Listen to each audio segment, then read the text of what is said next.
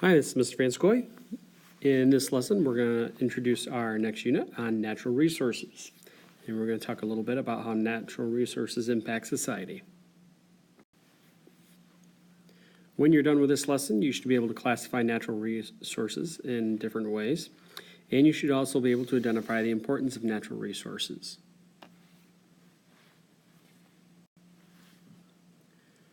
A natural resource is anything found in nature that is valuable to humans, but not created by humans.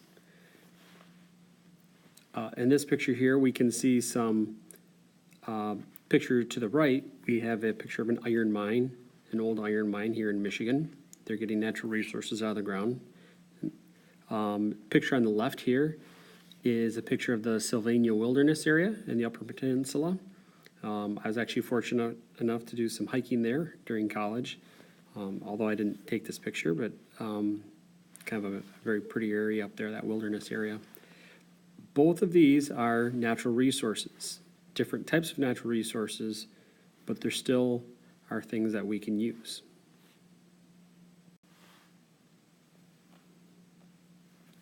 Resources can be grouped into two broad categories: biotic and abiotic. Biotic resources are going to be living things. So biotic has the word bio in it, bio meaning life. Abiotic means without life. These are going to be resources that are non-living features of an environment. And in this picture here of the Muskegon River, we see some abiotic factors like the water, not the creatures or little microinvertebrates that are living in them, but the actual water itself would be abiotic. The creatures living in them, including birds and these trees and grass and all that other vegetation, those would all be living things, so biotic factors. I discussed natural resources and the environment in my biology class too. In that context, the emphasis is on the living things, the biotic, and earth science will focus more on the abiotic, although we may mention some of those biotic factors as well.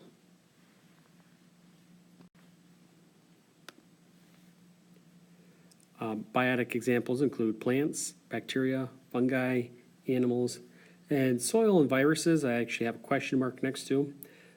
For the most, soil is a tough one. Viruses, by most biologists, viruses are not considered to be living things. So how you classify those might be a little bit iffy. Soil is another one that's a little bit tough because healthy soil is actually a mixture of minerals, which are abiotic, and also bacteria that lives in the soil. And a good healthy topsoil is going to have both minerals and the organic matter in it. So it's a little bit of a mixture. Abiotic factors are going to be things like water, air, minerals. Water is so important, I actually put it on there twice. Energy, and these could be many forms of energy. We'll talk more about that later. And again, you'll see I've got soil as kind of one of those go-between because there are parts of the soil that are abiotic.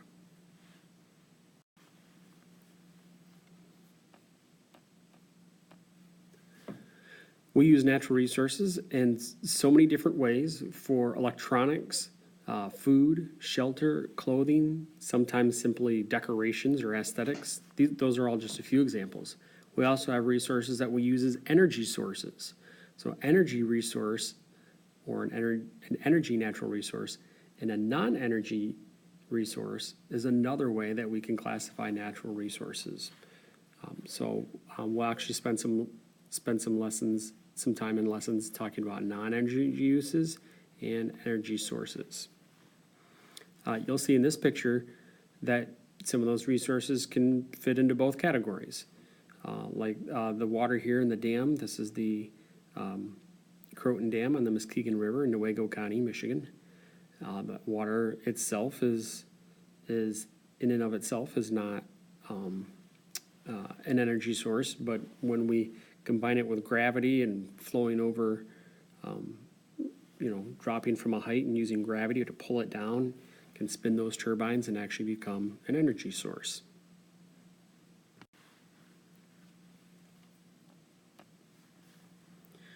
Natural resources have had a profound impact on human activities throughout our entire existence. People have tended to settle close to natural resources, things like food, building materials, energy sources, and water. Some of that food might include meat or plants. Populations and peoples have migrated along with the animal herds. People have moved to different areas for agricultural reasons. Generally speaking, the humans, we need some type of shelter. So for building materials, we have mud, trees, stone. Those materials aren't found in every location. And where those materials, those natural resources are found, influences where people settle and where people choose to live. Fresh water, huge natural resource, important just for drinking on a daily or basis, hopefully on a daily basis. Being used for transportation, trade, and again, also used in the agricultural process, and many, many other uses. Energy, also a natural resource that we need very much in non-developed parts of the world and in our past. Things like burning peat or burning wood. Burning wood's still common in modern societies too. Sources of oil, gas, water power, sun, and now more sunlight, wind powers. Those are all types of energy sources, and where those things are located have had a huge, huge impact on humans as a whole. Water has and tends to be one of the more dominant natural resources, especially early on. Without water, but people weren't going to survive very long in an area, and in areas where water, there was shortages of water. People had to come up with clever ways to get their water and collect their water. And again, that would influence their behavior. I would say kind of in the modern era of things in kind of developed countries, being physically close to water was not such a huge deal. But as water tends to become, and when I say water, I'm focusing more on the freshwater aspect.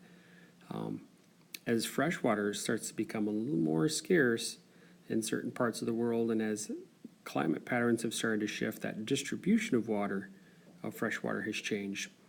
That's actually putting a lot more pressure on us than it has in the last few centuries. So water has and continues, and I predict will be a dominant natural resource that'll have a huge impact on what humans do.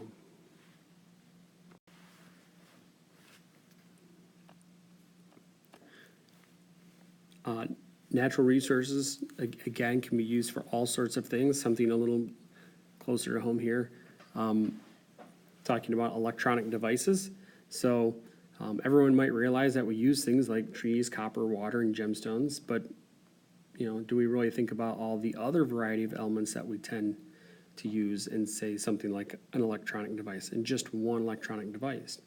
Tablet computers and phones, they've got touch screens, they contain many common chemicals and also a variety of rare earth chemicals, or rare earth elements.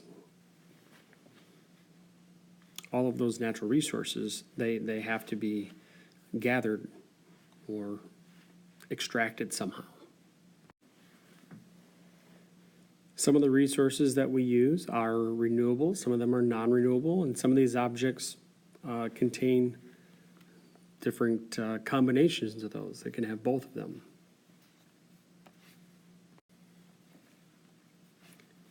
Renewable resources introduced a couple of new terms, or perhaps some review terms. Non-renewable resources are going to be used faster than they're replaced, or perhaps they have limited availability.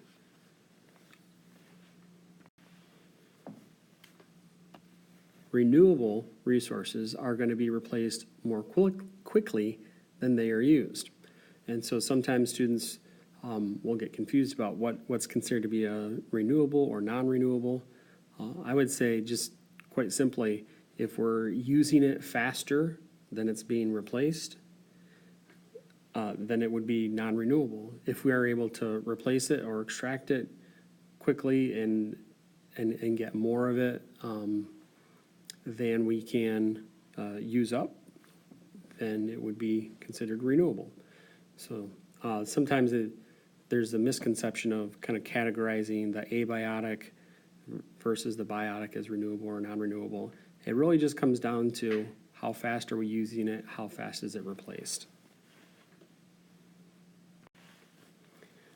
All right, so hopefully now you can classify some natural resources in different ways, both in abiotic or biotic ways, as energy sources or non-energy resources, and even classify them as renewable and non-renewable. We'll spend a little more time in class going over some renewable and non-renewable examples to help add to that knowledge. But also you should also be able to identify the importance of natural resources that they've had on human activity, both in the past and even through today.